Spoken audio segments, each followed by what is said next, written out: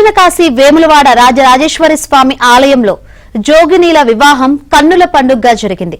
ఓవైపు సీతారామచంద్రుల కళ్యాణం జరుగుతూ ఉండగా మరోవైపు ఇజ్రాలు శివుణ్ణి పెళ్లాడి తలంబ్రాలు నెత్తిన పోసుకుని తన్మయత్నం చెందారు. త్రిశూలమే భర్తగా రుద్రాక్ష తాలిబొట్టుగా భావించి ఇజ్రాలు ఒకరినొకరు వివాహమాడారు. శివ కళ్యాణం శ్రీరామనవమి సందర్భంగా ఇజ్రాలు ఇలా వివాహమాడతారు. శివుణ్ణి వివాహం చేసుకోవడం ఆనందంగా ఉందని, అందరూ బాగుండాలని ఇజ్రాలు అన్నారు. మొత్తం మీద ఇజ్రాల కళ్యాణ మహోత్సవం వైభవంగా జరిగింది.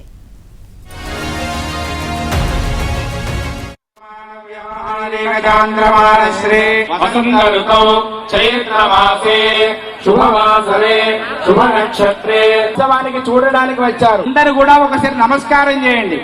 అయ్యా కార్యకర్తలు ఇక్కడ ఆపండి ఒకసారి.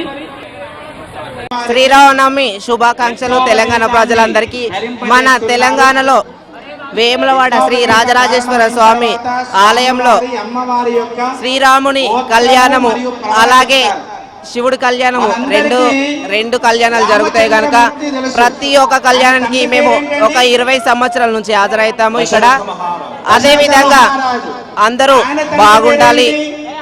మేము కళ్యాణం చేసుకునేది ఎందుకు అంటే పిల్లలు ప్రజలు అందరూ బాగుండాలి. పిల్లలు జల్లలు గొడ్డు గోద అందరూ బాగుండి వాళ్ళకు సిరి సంపదలతో ఆయుర ఆరోగ్యాలతో ఐశ్వర్యాలతో ఉండాలని మేము కోరుకుంటూ ఇక్కడ రాముణ్ణి కళ్యాణం చేసుకోవడం జరుగుతుంది.